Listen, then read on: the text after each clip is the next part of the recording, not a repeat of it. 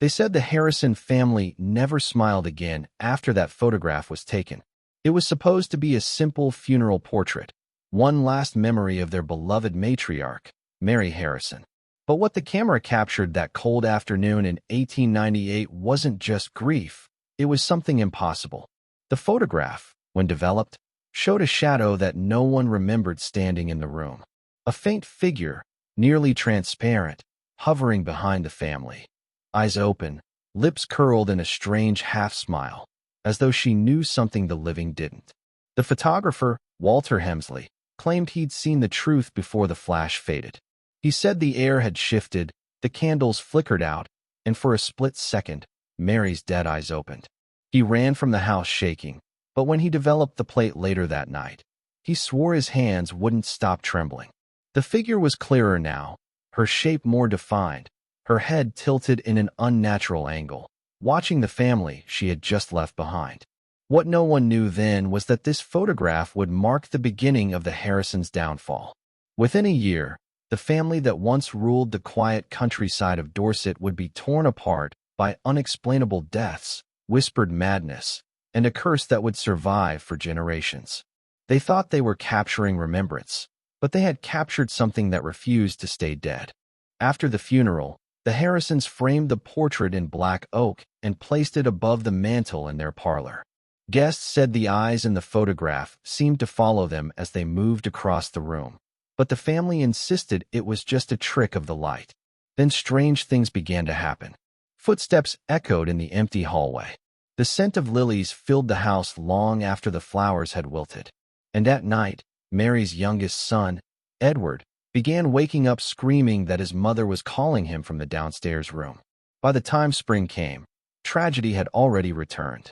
Thomas, the eldest son, was found lifeless at his writing desk, his hand frozen mid-sentence. Edward was next, his body discovered near the old barn, eyes wide open, staring at nothing. The portrait, untouched, remained where it was. But those who looked at it swore the shadowy figure behind the family had moved closer, its hand now resting gently on Thomas's shoulder. The Harrison home grew colder after that, quieter, emptier. Servants refused to work there past sundown. Visitors left quickly, muttering that something in that house still breathed when it shouldn't. And the photograph? It stayed where it always had, hanging above the fire, as if waiting for its next subject to join it. By the end of 1899, the once grand Harrison estate stood as a monument to silence. The few villagers who still dared to visit said the house looked darker now, as if the color had been drained from its walls. The servants had all fled, every one of them whispering about soft knocks on the bedroom doors at midnight, or faint weeping that came from the parlor where the funeral portrait hung. Some claimed they had seen a woman's reflection moving in the glass even when the room was empty. It was Mary's widower, Charles Harrison, who finally tried to destroy the photograph. Desperate and half-mad from sleepless nights, he tore it from the wall and carried it to the barn, dousing it in kerosene. But when he struck the match, the flames refused to touch it. The air grew colder instead, and he swore he heard her voice, soft, pleading, almost kind.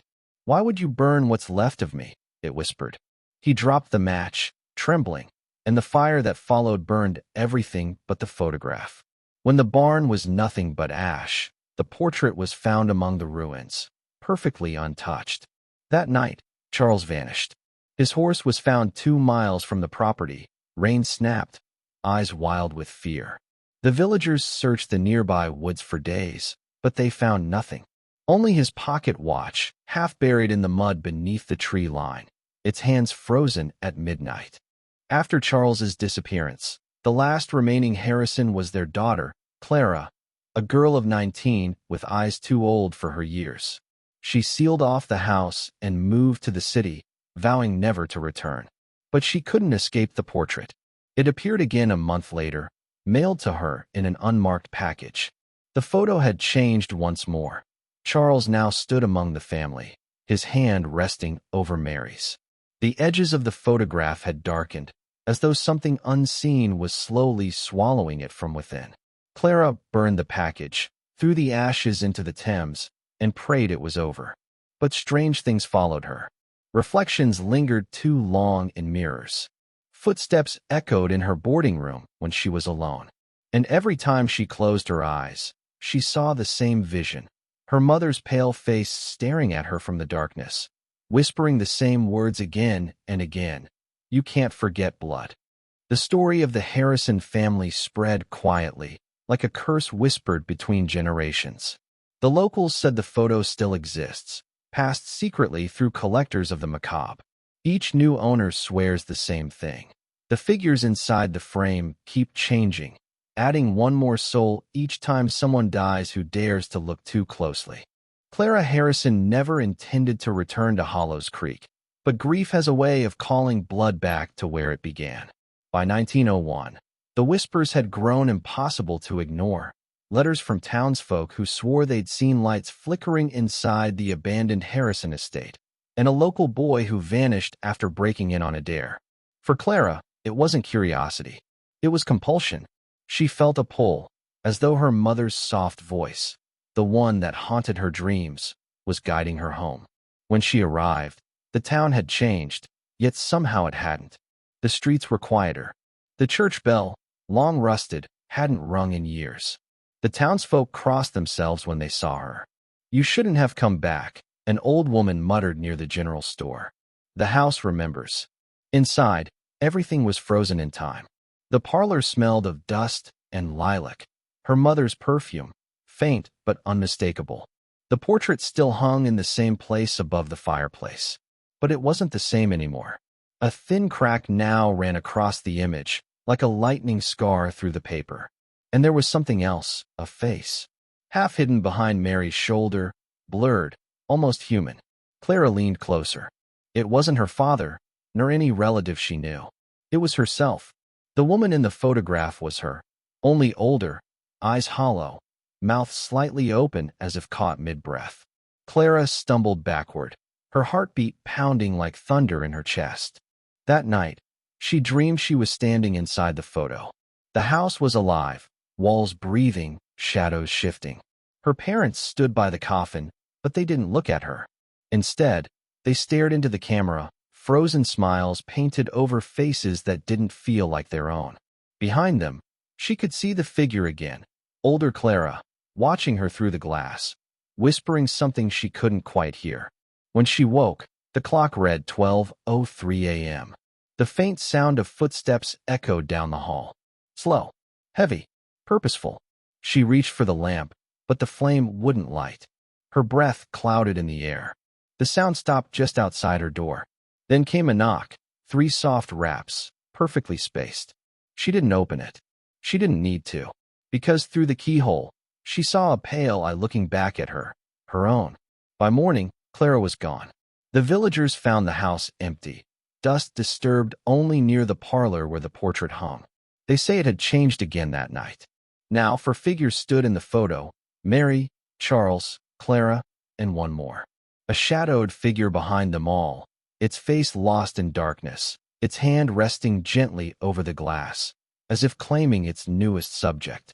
Years before the Harrison tragedy, in the autumn of 1896, a traveling photographer named Edgar Mallory arrived in Hollows Creek. He was quiet, unassuming, and spoke with the kind of stillness that made people uneasy. He claimed to have studied under the masters of daguerreotype in St. Louis, but no one could find records of his work. His camera was unlike any seen before, large, brass-rimmed, with a faint ticking sound that continued even when no one touched it. Edgar specialized in funeral portraits, a grim but popular trade in those days when death visited homes as often as guests. Families would hire him to capture their loved ones, as if still alive. He would light the room with a strange bluish oil lamp, whispering to himself as he focused the lens. When the shutter snapped, the air always felt heavier, as though the room itself held its breath. Locals began to notice that after Edgar's visits, peculiar things happened. Dogs wouldn't enter the houses where he worked. Clocks stopped for exactly 7 minutes. And sometimes, the photographs he delivered contained more than the family bargained for. Faint silhouettes behind curtains, faces peering from mirrors, and once, a child's hand resting on the shoulder of a dead man who had died without children. When the Harrison family hired Edgar in 1898, it was only because death had already entered their home. Mary Harrison had died suddenly of fever, leaving her husband Charles inconsolable. He wanted one last portrait, a memory frozen before time swallowed her completely. He shouldn't have called Edgar Mallory. The session took place at dusk. Edgar insisted on silence, asking the surviving family members, Charles, their daughter Clara, and baby Thomas, to stand close around the coffin.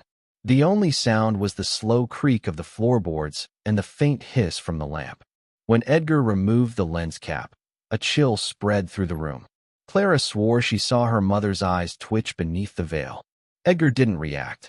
Afterward, he disappeared behind his black curtain, developing the glass plate while whispering something in Latin, or what sounded like it. When he finally emerged, his face was pale. "It's done," he said softly. But the way he looked at the plate, trembling, suggested it wasn't just another job. Days later, Charles noticed strange things in the photograph. Mary's reflection in the parlor mirror behind the family seemed different, her head turned ever so slightly, facing them instead of the camera. Her eyes, though closed in death, appeared open in the reflection. And standing just over her shoulder was a man's shadow. When Charles went to find Edgar, the photographer's wagon was gone. His rented room lay empty, save for one undeveloped glass plate resting under a cloth. Etched into the wooden frame were 3 words, carved deep and uneven. "She sees me."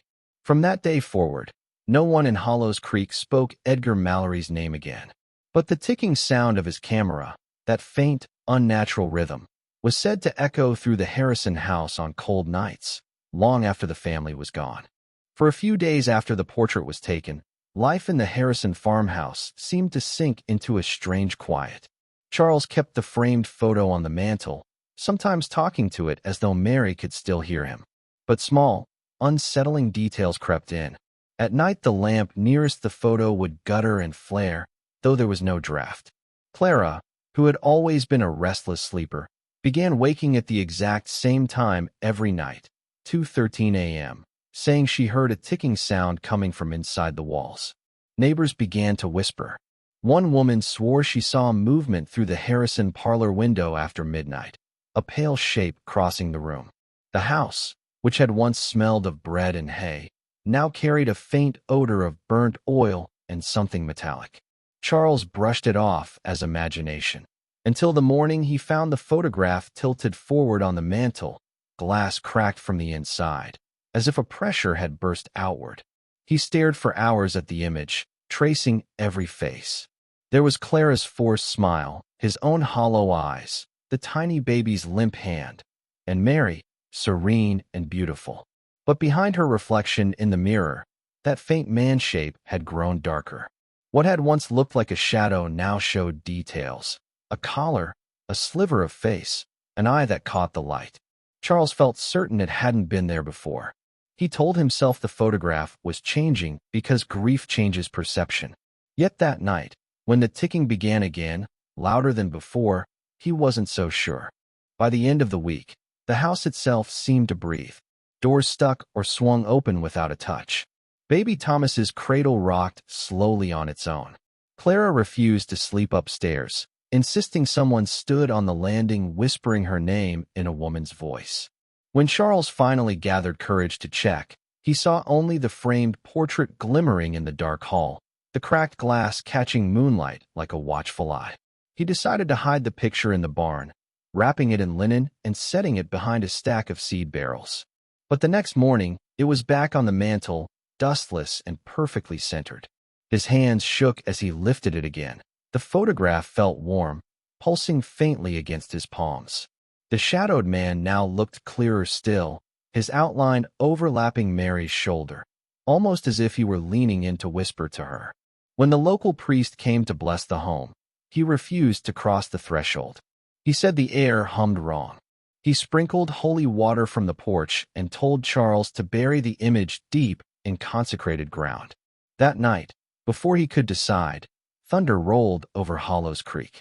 Lightning split the sky, and somewhere within the storm, Charles swore he heard the rhythmic click of a camera shutter. the same cadence Edgar Mallory's strange device had made. By dawn, Clara was missing, the cradle overturned, and the photograph stood untouched on the table, the glass fully mended. By the time the search for Clara began, Hollows Creek had already turned against the Harrisons. The townsfolk, drawn by curiosity and fear, gathered around the farmhouse that morning. Rain still clung to the window panes, turning everything a dull silver. When they called her name, the echoes carried strangely, as though the house itself answered back. Inside, they found Charles in a stupor near the fireplace, mumbling about voices in the glass. At first, no one believed him. But when the sheriff lifted the funeral photograph from the mantel, he went pale. The picture, once fixed and silent, now bore a new detail, the faint image of a little girl standing just behind Mary's shoulder. Clara's bow, her hair, even the small mole near her lip, all were unmistakable. And yet, Clara was nowhere to be found. The sheriff dropped the frame, and it hit the floor without shattering. He swore later it landed soft, like something catching it from beneath. No one could explain it, but the image of the girl remained, clearer than ever. The priest who had refused to enter the week before declared the house, touched by mourning beyond the grave. That evening, the photograph was locked away at the church, sealed in the sacristy behind iron doors. But it didn't stay there long. 2 nights later, the deacon found the doors open, hinges unbroken. The photograph was gone, and when he checked the chapel's wall of saints, he froze, for behind the statue of the Virgin, a reflection gleamed faintly in the glass case. The Harrisons, still together, but with 3 shadowy figures instead of 2. Stories spread fast in a small town, and Hollows Creek was no exception. Within a week, whispers turned to warnings. Farmers claimed their family portraits began changing too. A blurred face here, a second shadow there. One woman burned her wedding photo after noticing a faint smile appear on her husband's reflection that hadn't been there before. The photographer, Edgar Mallory, was nowhere to be found. Some said he fled to St. Louis. Others swore they saw his figure wandering near the Harrison barn, camera still slung around his neck, lens cracked like an open eye. Charles, meanwhile, grew frail and strange. He insisted Clara wasn't dead, that she was, in the photo, waiting for him. He talked to the mantel at night, even though the photograph was gone. Sometimes he'd leave food near the empty space where it once sat. On the 8th night, the sheriff found him there, seated in a chair, staring at nothing, except on the wall behind him, in the dim reflection of a clock's glass face, was the Harrison family, all together again. From that day forward, no photographer dared step near the farm. People claimed to hear whispers of exposure plates clinking, of a shutter clicking in the wind. Decades later, when the property was abandoned and the barn collapsed, someone found fragments of an old camera buried in the soil, and beside it, a sliver of photo paper showing the faint outline of 4 figures. 3 were smiling. The 4th was looking straight at whoever found it. The Harrison property stood untouched for nearly 20 years after Charles's death. Locals avoided it, claiming that even the birds refused to nest near the eaves. The barn slouched with age, and the once white walls of the farmhouse had turned a shade closer to bone. By 1917, the land was purchased by a family from Illinois, the Whitlocks, who had no knowledge of the property's past. They were drawn by its low price and quiet isolation. To them, it was the perfect place to raise their 2 children and to escape the noise of the growing city. On their first day, Mrs. Whitlock found a small box buried in the pantry wall. Inside were broken photo frames, the shards still dusted with a sepia tint. One frame was empty, except for a tiny inscription on the back, "For those who stay." She showed it to her husband, who dismissed it as the sentimental note of a grieving widow. They burned the pieces that night in the fireplace, thinking nothing of it. But by morning, their youngest daughter, Lillian, began talking about the quiet people who stood near the barn at night. She said they wore old clothes, the kind that made dust when they moved. Mrs. Whitlock thought it was imagination, until she saw it herself, in a glass reflection on the kitchen window. Not figures exactly, but outlines. Pale shapes, standing in a row where no one was supposed to be. When she turned, the yard was empty. Later, when the family developed a photograph they'd taken of the house, something was there, a faint smudge between the barn doors. When they brightened the exposure, the smudge sharpened into faces. At first, the Whitlocks thought it was a trick of light. But the more photos they took, the clearer the shapes became. Always the same three figures, standing in the background, watching. Lillian, fascinated, began leaving toys near the barn. She said the girl liked the rag doll best. Each morning, the doll would be moved slightly, its face turned toward the house. One Sunday, Mr. Whitlock decided to demolish the barn entirely. The townspeople warned him against it, muttering about what the earth holds. But he ignored them. As he tore away the old boards, he uncovered something wedged inside the wall, a long-forgotten camera lens, its glass blackened but intact. And when sunlight struck it, it reflected not his own face, but another man's, hollow-eyed, smiling faintly. He dropped it instantly. That night, every mirror in the farmhouse cracked. Not shattered, just a single, fine fracture across the center, as though something inside the glass had shifted. The next morning, Mrs. Whitlock found Lillian standing in the yard, barefoot, holding the rag doll. When asked what she was doing, the child simply said, "They're taking the picture again." The photo developed that day is still whispered about in Hollows Creek. The Whitlocks posed on their porch, smiling in the sunlight. But behind them, in the reflection of the front window, were three translucent figures. 2 adults, 1 child, and the smallest one held Lillian's hand. By autumn of that same year, whispers about the Whitlocks' land spread through Hollows Creek like wildfire. Neighbors spoke of strange sounds drifting from the Harrison barn long after midnight, a creaking that resembled footsteps pacing in circles, followed by the faint snap of an old camera shutter. Those who passed by claimed to see lantern light glowing through the cracks, though no one lived there anymore. The Whitlocks had left weeks prior, saying the house didn't stay quiet at night. They never returned to collect their belongings. But what terrified the townsfolk most were the photographs. Before leaving, Mrs. Whitlock had shown the local pastor several pictures taken during their stay. In every image, the same spectral trio appeared, translucent but defined, their faces unervingly familiar. The pastor recognized them immediately. They were the Harrisons. Charles, Clara, and their son Thomas, the family buried beneath the property nearly 20 years before. Some said the photo merely proved that the camera film had been reused or exposed twice. Others, however, swore it was proof that the Harrisons had never truly left. The pastor, unable to reconcile the images with his faith, sealed the photographs in the church's cellar and prayed for deliverance. But the prayer seemed to go unheard. Within days, people in town began reporting vivid dreams of standing inside the old barn, surrounded by unseen figures whispering their names. The dreams spread quickly, like a sickness that no doctor could explain. Those who dreamt of the barn described it the same way, down to the smallest detail. 3 lanterns swaying from the beams, the smell of damp hay, and the sound of soft weeping coming from the loft. When they woke, some found dirt under their fingernails, as if they'd been digging. Others found their clocks frozen at exactly 2:37 a.m., the hour when the Harrison funeral had once taken place. The sheriff ordered the property sealed, but even his deputies refused to go near it after dark. A photographer from a nearby county came to document the house for the local paper. He snapped 6 plates before leaving, claiming the air inside was too thick to breathe. When his negatives developed, the barn was empty in all of them, except for one. In that single frame, 5 people stood side by side in the darkness. 3 were the Harrisons, 2 were unmistakably the Whitlocks. Their expressions were hollow, but there was something else, a faint smile, as if they were relieved to be together again. That photograph became the town's most guarded secret, never printed, never displayed.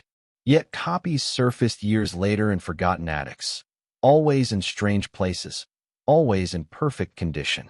And wherever the picture appeared, another family would vanish soon after.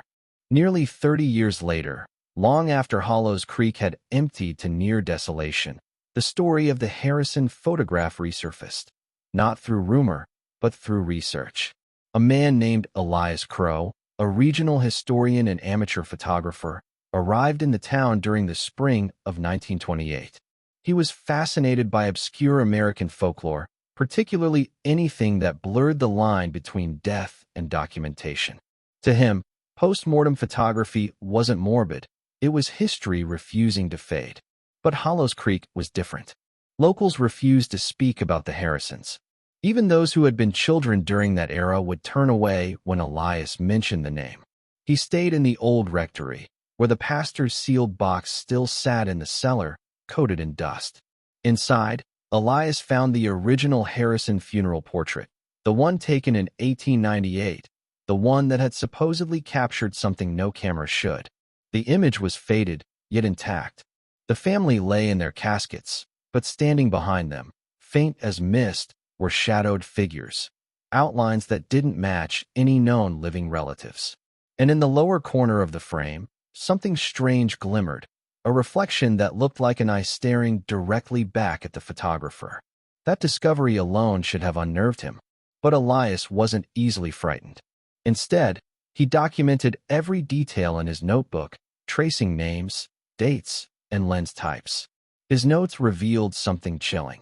The Harrison funeral had been captured using a daguerreotype 4 lens, one manufactured by a single craftsman who'd gone missing after producing exactly 13 cameras. As Elias dug deeper, he found that nearly every owner of those 13 cameras had met an untimely or inexplicable death, suicides, disappearances, entire families wiped out without reason. And disturbingly, in each recorded case, the final photographs taken with those cameras depicted the dead among the living, faint, ghost-like, sometimes even standing beside the photographer. Elias wrote that it was as if the lens itself remembered every face it had captured and refused to let them go. His research soon drew unwanted attention. One night, the caretaker of the rectory reported seeing Elias pacing the chapel, muttering about the 13th exposure. The next morning, the historian was gone, leaving behind only his open notebook and the Harrison portrait placed neatly on the altar. The caretaker swore the faces in the photograph looked clearer that day, sharper than before, as though time had been reversed for them alone. Years later, Elias's notes would vanish from the town archives, though fragments survived. They spoke of something unholy within the glass, a memory trapped in silver, capable of preserving not just images but intentions. Elias had concluded that the Harrison camera had not recorded a curse, it had created it. By the 1940s, Hollows Creek had become a ghost town in everything but name.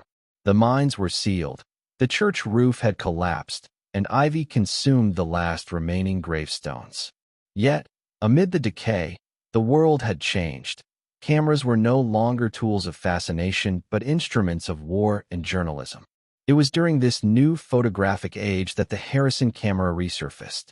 In 1946, a traveling photojournalist named Walter Drayton was sent to document America's dying towns for a human interest feature. He arrived in Hollows Creek expecting ruin and nostalgia, not legend. Walter found the Harrison home, or what was left of it, while exploring the outskirts. The house was collapsing inward, its barn reduced to splinters. Inside the living room, he discovered a metal case buried beneath warped floorboards, rusted shut, but still marked with faint etching. Harrison, 1898. Inside was the old camera, its brass lens dulled by time, its bellows stiff but intact. He didn't recognize its value or curse. To him, it was a relic, a piece of history he could clean up and use for an atmospheric series on Forgotten America. Walter restored the device carefully, polishing the lens and replacing the broken shutter cord. That evening, beneath the soft gold of a dying sun, he set the camera on a tripod facing the remains of the Harrison house and took a single photo, a test shot. The sound of the shutter echoed strangely through the hills. But when he developed the film later that night, the result left him speechless. The photograph was impossibly clear, too clear for a century-old camera. The house, though decaying in reality, appeared whole in the image. Windows intact, porch steps unbroken, and standing at the front door were 5 figures, arranged exactly as the Harrisons had been in their 1898 funeral portrait. Each wore funeral attire, their faces solemn, blurred, except for one, a woman in white, her eyes eerily bright, fixed directly on the lens. Walter initially believed it was a trick of double exposure, a common photographer's error. But the camera's internal plate showed no sign of overlap. It was a single, clean capture. Disturbed yet fascinated, he took another shot, this time of the town's abandoned church. When developed, the image revealed pews filled with shadowy outlines, faintly human, their heads bowed. One of them appeared to be Elias Crow, the historian who vanished 20 years prior, his hand resting on a notebook that glowed faintly in the negative. Walter left Hollows Creek the next morning, abandoning the camera in his motel room. Guests later claimed the door never opened again. Even when the police broke it down, the key still hung on the inside. The only thing left was the Harrison camera sitting on the desk, its lens cracked and fogged, as if something inside had tried to look out. After Walter Drayton's mysterious disappearance, the story of the Harrison camera might have ended quietly, another small-town ghost tale buried under dust. But in 1952, a photography historian named Agatha Kellerman, who specialized in early American lenses, came across Walter's final photograph in a defunct Kansas newspaper archive. The photo fascinated her not because of the Harrisons, but because of its near-impossible clarity and tonal accuracy, far beyond what a 19th-century camera could achieve. She became obsessed with finding the camera that took it. Her research led her down a path most would have abandoned, into forgotten patents, half-burned factory records, and handwritten letters from inventors whose names time had erased. That's when she discovered something unsettling. The Harrison camera wasn't entirely unique. It matched the design of a short-lived series called the Crowhurst Model A, a prototype developed in 1896 by a reclusive craftsman named Milton Crowhurst. Only 3 were ever made, and all vanished under strange circumstances. Each was rumored to produce images that captured more than light. When Kellerman cross-referenced town ledgers, she realized one of the cameras was sold directly to Thomas Harrison in 1897, just a year before the infamous family funeral. What disturbed her most, however, was a handwritten note from Crowhurst himself, found in an old patent ledger. It read, "The lens remembers what the eyes forget." Kellerman tracked down the descendants of the Crowhurst family, hoping to uncover more about the mysterious craftsman. She found Milton's great-niece living in Nebraska, an elderly woman who remembered her uncle only as the man who spoke to mirrors. According to her, Milton had gone blind shortly after creating the third camera, the Harrison one. Before he disappeared, he told his family he'd made a terrible mistake. He said the glass he'd used wasn't normal. Through fragmented diary entries, Kellerman pieced together the truth. The lens was ground using obsidian dust mixed with fragments from a funerary urn, the ashes of Crowhurst's own wife, who had died suddenly of fever. He believed that by binding her remains into the glass, he could create a camera that would preserve the soul's reflection forever.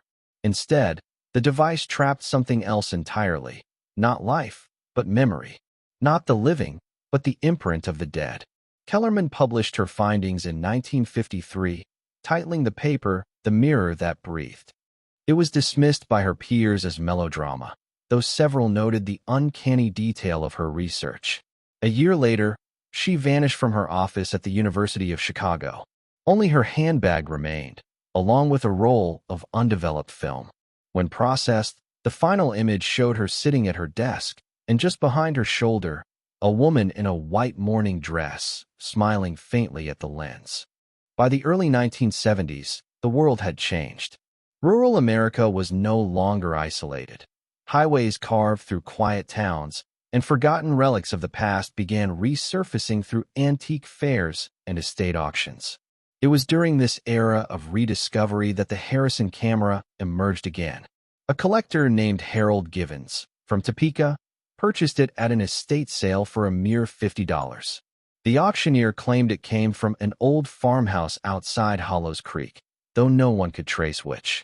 Harold was fascinated by its intricate brass fittings and dark walnut casing. He was a retired war photographer who had seen death through his own lens, and he thought nothing of the camera's morbid reputation. Within days of owning it, he noticed odd phenomena in his darkroom. Negatives developed with extra shadows, faint outlines that didn't match any subject he remembered photographing. The shapes were subtle at first, a hand resting on a shoulder, a blurred silhouette at the edge of the frame, but they grew more distinct with each exposure. His wife, Margaret, told him to get rid of it after she saw a photograph of herself standing by the window.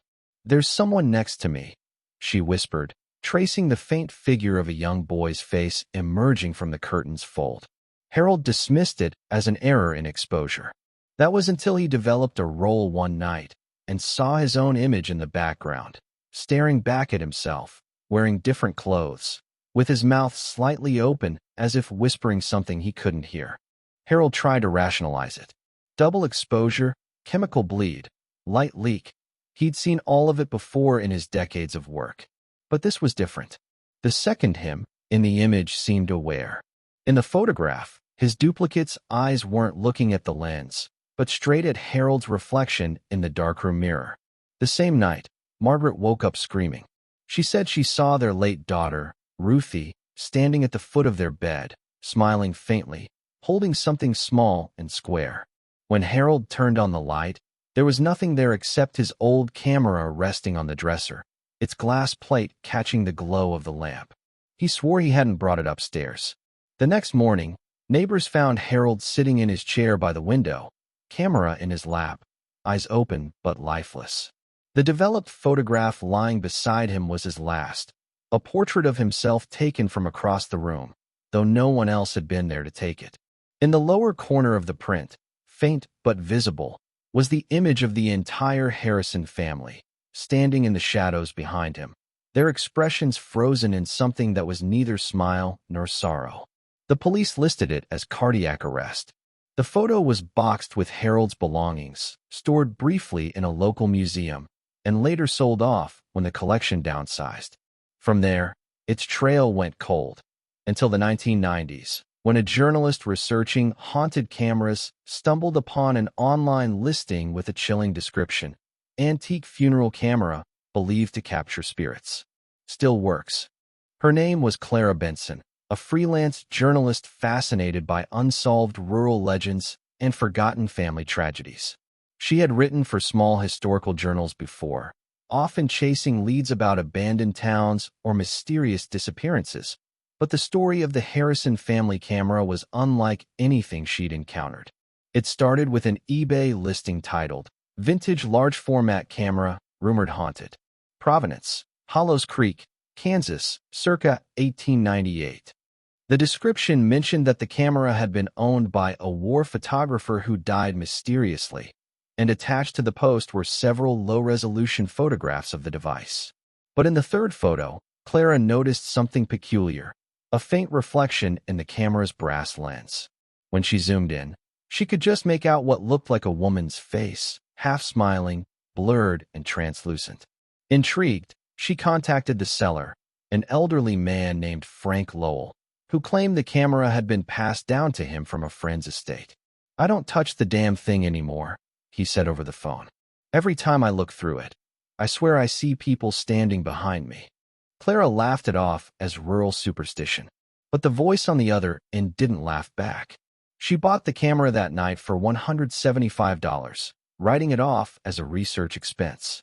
A week later, it arrived in a weathered wooden crate that smelled faintly of old cedar and something metallic, like rust or dried blood. Inside, wrapped in newspaper clippings from the 1970s, was the camera, intact and unervingly pristine, as if it had never aged a day since the 19th century. The moment she lifted it out of the crate, a pulse of static seemed to hum beneath her fingertips, like the faint vibration of an old refrigerator. Her rational mind dismissed it as nerves. She was holding a piece of history, after all. Still, the camera's lens felt warm, almost alive. That night, she set it on her kitchen table and began going through the newspaper that had been used for packing. One article headline caught her eye: Local photographer found dead, eyes open, camera in lap. It was dated June 1973, and the name printed below the headline was Harold Givens, the same man from the Hollows Creek records. Clara stayed up until dawn, piecing together notes, searching archives, and finding more disturbing coincidences. The names of families tied to the camera all appeared in obituaries within months of each other. The deeper she dug, the colder the air in her apartment became. At 2:47 a.m., unable to resist, she decided to look through the lens. The world beyond the glass was distorted, almost fluid, as if the air itself rippled. The furniture blurred, the shadows deepened, and for just a moment, she saw what looked like a row of faces standing behind her, reflected faintly in the lens's convex surface. Old-fashioned faces, silent, staring, waiting. She blinked, stepped back, and the image was gone. But when she later developed her first photo, just a test shot of her living room, there were 6 people standing behind the chair in the picture. None of them were alive. By the following evening, Clara had convinced herself she was imagining things. Double exposure, she muttered, staring at the 6 ghostly figures in her printed photo. It's just light bleed. But deep down, she knew it wasn't. The faces were too sharp, too deliberate, all of them staring toward the same spot, directly at the camera, directly at her. She decided to document everything meticulously. If there was a logical explanation, she would find it. She began taking more photographs, one of her desk, one of her cat, one of the clock on the wall. Each picture looked fine on the viewfinder, perfectly ordinary. But when she developed them, slow, careful, chemical work under the dull red glow of her makeshift darkroom, new figures appeared. Not many at first. A hand resting on the edge of her table. A shadow that fell across her papers even though she was alone. Then, in the 4th photo, a face pressed up against the window, its mouth slightly open. She checked the timestamp, 1:14 a.m., and felt a drop of cold sweat trace her spine. Her apartment was on the 5th floor. She closed the blinds and backed away from the developing tray, whispering to herself that she had to stop. But by morning, her curiosity was stronger than her fear. She took one final photograph of the camera itself, perched on her table. When she developed it, she froze. There, behind the lens, was her own reflection, distorted, but her eyes were closed, and she was smiling. For days, Clara couldn't bring herself to touch the Harrison camera again. But strange things began happening regardless. Her hallway light flickered when she passed. Her reflection in mirrors seemed delayed by a heartbeat. Once, she woke up to the smell of smoke, ran to the kitchen, and found the camera's flashbulb glowing faintly, even though it wasn't plugged in. She started recording everything in a notebook, documenting each night like a researcher studying a disease. Day 5, footsteps from the bathroom. 3:12 a.m. Day 6, whispering heard through the camera's bellows. Day 7, dreamt of 6 faces again. By now, the same 6 figures from her first photograph began appearing closer in every new shot. At first, they hovered in the background. Now they were halfway across the frame, blurred as if moving while the shutter clicked. Clara's editor at the Kansas Historical Review called, asking if she'd finished her ghost story piece. She laughed weakly and told him she needed more time. That night, she looked through the camera one last time. The room seemed to warp again, furniture stretching like melted wax. Through the lens, the 6 figures were no longer still. They were walking toward her, faces solemn and blurred, like people submerged underwater. Clara dropped the camera, and it hit the floor with a hollow thud. The shutter clicked by itself. When she developed that final image, she realized there were now 7 figures. The next morning, Clara wrapped the camera in a heavy blanket and shoved it into a wooden trunk at the back of her closet. She swore she'd never open it again. Yet, even through the walls, she could hear it. A faint mechanical clicking, soft and irregular, like the heartbeat of something old and dying. The noise followed her, a distant metronome echoing through her apartment. Whenever she tried to sleep, the rhythm sped up, matching her pulse. On the 3rd night, she woke to find the closet door ajar, the trunk half open. The blanket was gone. The camera sat on her desk, facing her bed. Its lens cap had fallen off. She didn't scream. She just stared, frozen, as the faint red light from her alarm clock glowed across the brass surface of the antique. Slowly, the shutter began to move. Click, even though no one touched it. By morning, Clara packed the camera into her car and drove out to the old Harrison farmstead, the same place she'd first learned of the cursed photographs. The house had long collapsed, just a skeletal frame of wood and dust standing against the Kansas wind. She dug a shallow pit near what used to be the front porch and buried the camera there, covering it with soil and salt. For a moment, she felt relief. But as she turned to leave, she noticed a faint glimmer behind her, the reflection of a brass lens peeking through the dirt, like an unblinking eye refusing to close. That night, Clara dreamed of the Harrison family again. They stood in a semicircle, all dressed in black, hands clasped as if posing for another photograph. But this time, Clara wasn't the observer. She was standing among them. The mother whispered in her ear, her breath cold and dry like dust. "You've seen us. Now you must stay." She awoke gasping, the sound of the camera's shutter echoing in her head. When she stumbled to her darkroom, she found a fresh photograph developing, though she hadn't taken any. Her fingers trembled as she pulled it from the tray. The image showed the Harrison family farm, freshly rebuilt, its windows glowing with light. In the center stood a group of 7 figures, the Harrisons, and between them, holding the antique camera, was Clara. The air in the room turned heavy, pressing against her chest. She tried to tear the photo, but the paper was wet and unyielding, like living skin. Then, faintly, she heard a whisper, "Say cheese." The flash went off, blinding, silent. When her neighbors reported her missing days later, all they found in her apartment was the camera, gleaming and new again, with a single undeveloped photo still inside. The camera resurfaced 40 years later at a small estate auction in Topeka, Kansas. Listed simply as antique brass camera, unknown origin, circa 19th century. It sat unnoticed on a corner table, its leather strap cracked with age. The auctioneer mentioned it had belonged to a local photographer who vanished under strange circumstances, but the few who listened laughed it off as rural gossip. Only one man showed real interest, Edward Langley, a retired historian and amateur collector of Victorian artifacts. He was drawn not by its appearance, but by something he couldn't explain, an unshakable feeling that the camera was watching him. When Edward brought it home, he placed it carefully on his mantel beside other curiosities, daguerreotypes, pocket watches, faded letters. But unlike the others, this piece seemed alive. The brass shimmered differently each day, and the glass lens never gathered dust. That night, Edward took a closer look through the viewfinder and froze. Instead of his living room, he saw a flickering image, a dim parlor filled with shadows and figures frozen mid-motion. One of them turned its head toward him. Startled, Edward blinked, thinking it a trick of light. But when he pulled away, a faint chill ran through the room. The fireplace had gone out, though he hadn't moved. He set the camera down and decided to investigate its history the next day, unaware that the house now carried a new presence, one that hummed quietly through the brass and glass, waiting for another portrait to be taken. By morning, Edward's curiosity had grown into obsession.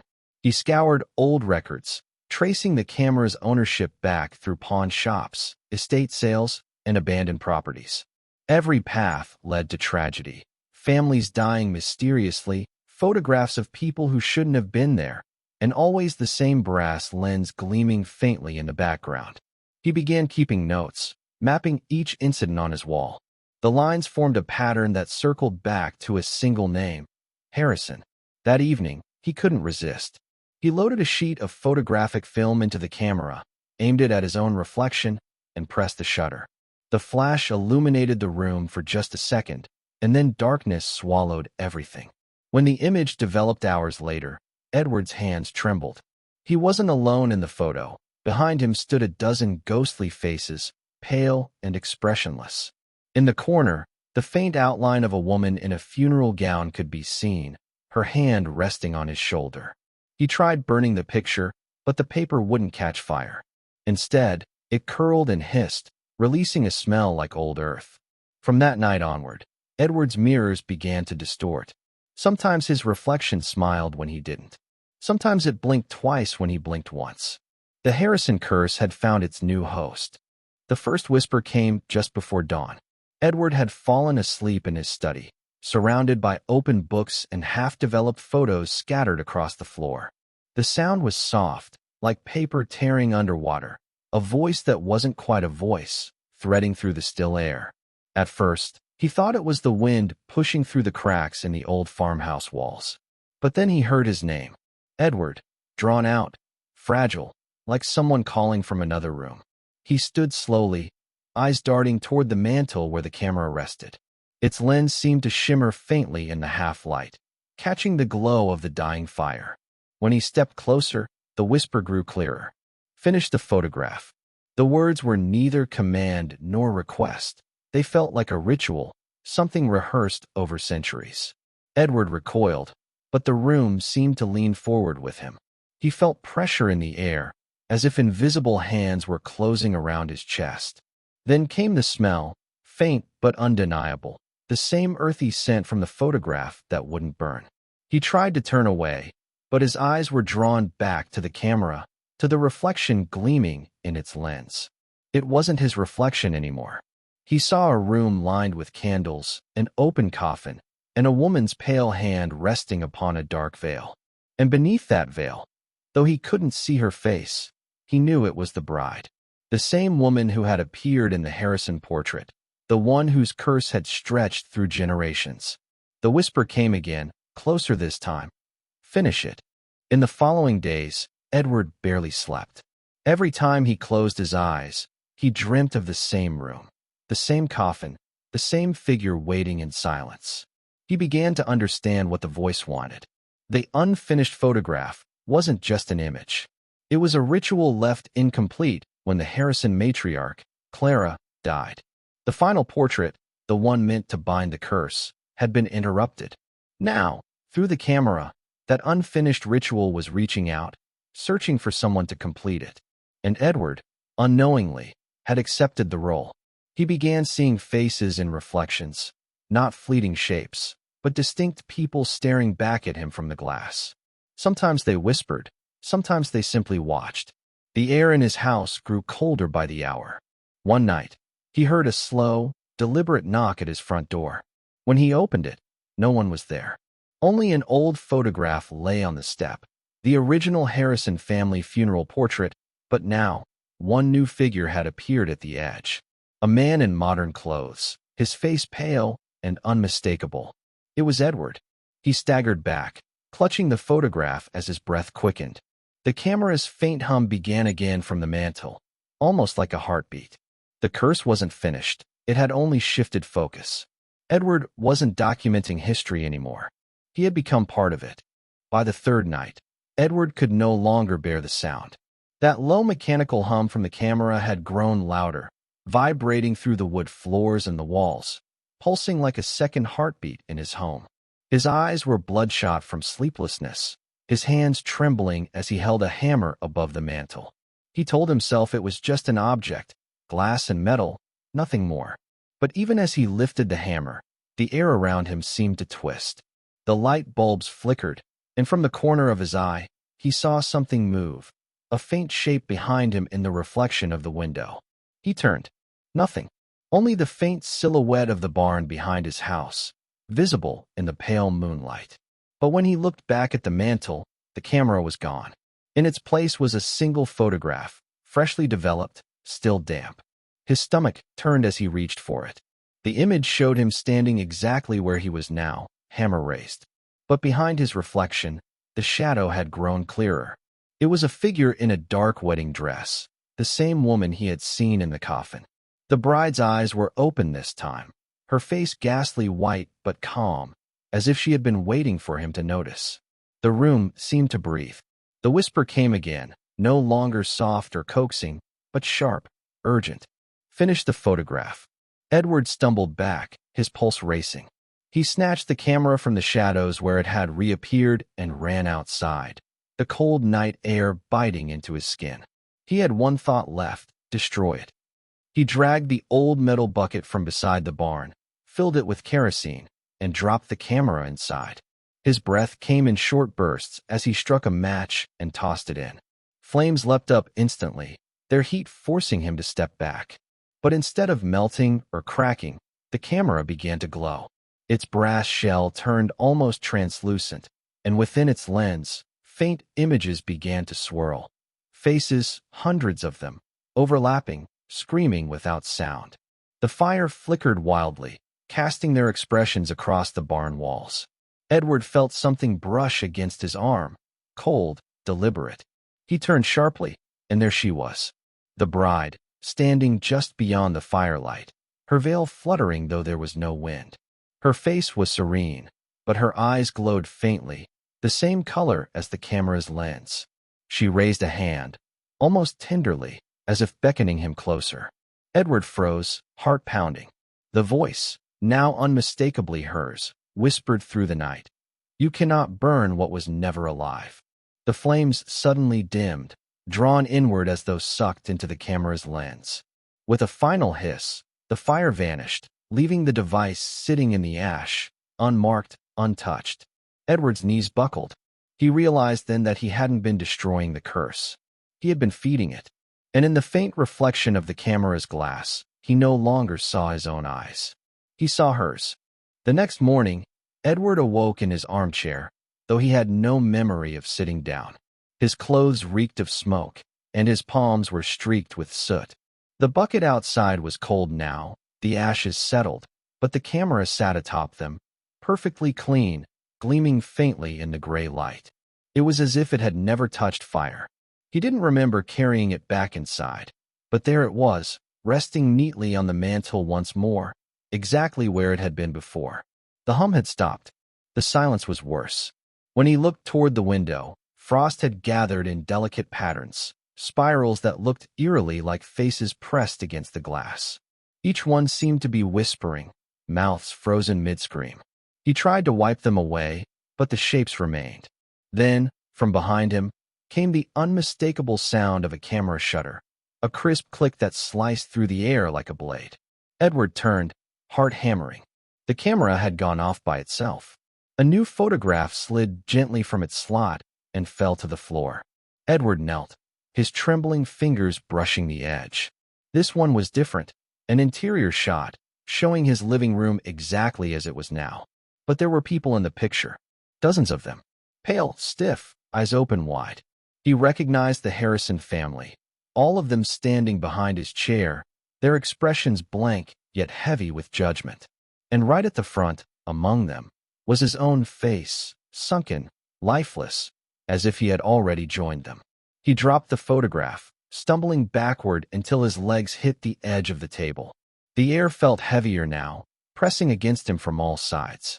Every tick of the clock grew louder until it became unbearable. Tick, tick, tick, each sound echoing like the snapping of bones.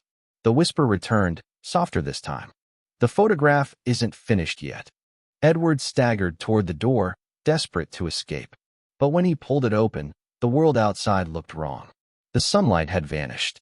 The fields, once alive with color, now stretched into a colorless expanse, flat and silent as a painting. The wind didn't move. The trees didn't sway. It was as if the entire landscape had been captured, frozen mid-motion, inside one endless photograph.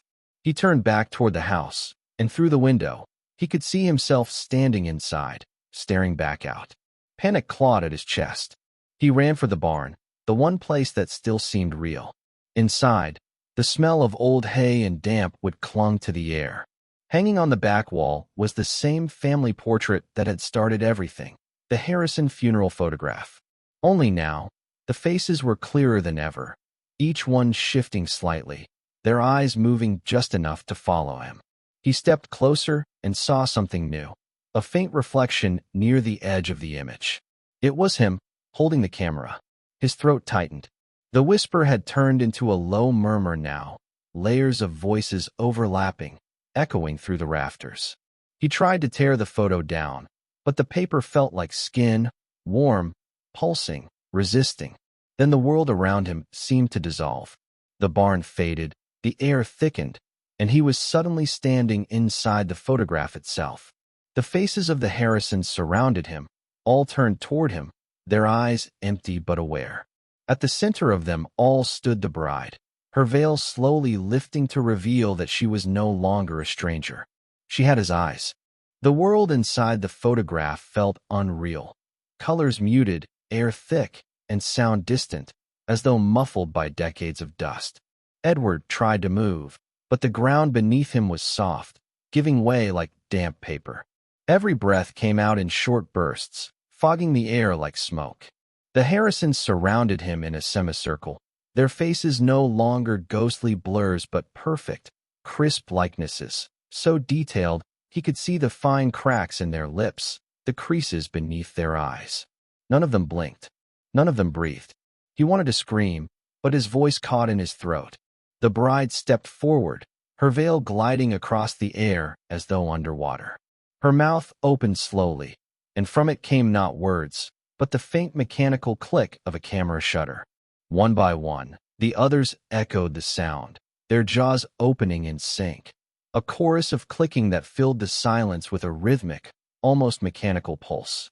Edward clutched his ears, but it didn't stop. The noise vibrated through him, through the walls, through the space itself. Then, suddenly, everything froze. The clicking stopped. The air went still, and Edward realized he couldn't move anymore. His fingers stiffened, his breath turned shallow. He looked down, his skin had begun to lose its warmth, paling to the grayish tone of an old photograph. His reflection in the bride's eyes stared back at him, trapped, lifeless. The whispers returned one last time, softer than before. Every photograph must have a subject. Welcome to the family. In that instant, Edward felt himself dissolve, not vanish, but absorb. His form flattened, his features smoothed, until there was no man standing in the barn, only an image pressed into the background of the Harrison portrait. His terrified eyes, half hidden behind the others, seemed to plead for release that would never come. Decades later, the photograph would surface again, found inside an antique shop in a quiet New England town. The shopkeeper, unaware of its history, placed it in the window beside cracked frames and old postcards. Those who passed by claimed it was unsettling, though they couldn't explain why. A few said they could swear the people in the photo were positioned differently each time they looked. Some thought one of the faces, a man near the back, seemed too modern for the rest, his eyes startlingly vivid, his expression desperate. When a historian purchased it for restoration, she noticed something even stranger. The back of the photograph was signed in faint, shaky handwriting. E. Harrison, 1902. Yet historical records showed that Edward Harrison had died in 1898, the very night he supposedly burned his family's photograph. The image has since been displayed in a small local museum, behind glass, under dim lighting. Visitors often pause in front of it, drawn by some indescribable pull. Some report feeling watched. Others claim that if you look long enough, the man near the back, the one with the sorrowful eyes, shifts ever so slightly, as if exhaling. The museum staff brushes it off as tricks of light and imagination. But every few months, someone new reports the same thing. The man in the back looks like he's about to move. And late at night, when the lights go out, the security cameras have been known to capture a faint, rhythmic sound echoing from the exhibit room. A familiar, mechanical click.